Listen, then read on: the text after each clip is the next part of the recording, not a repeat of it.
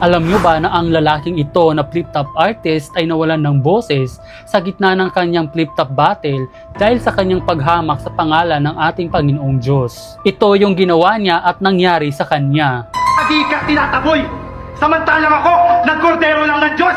Flip-top na to, boy! Kordero ng Diyos na naghalin! Mana na! Kaya pala...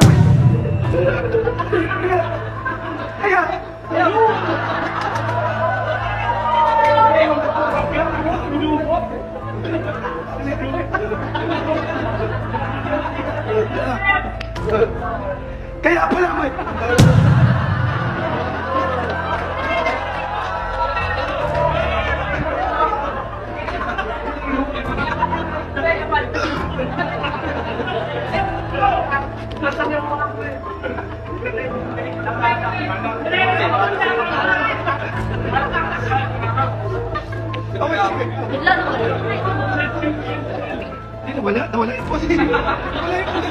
Dahil sa pangyayaring ito, siya ay natalo.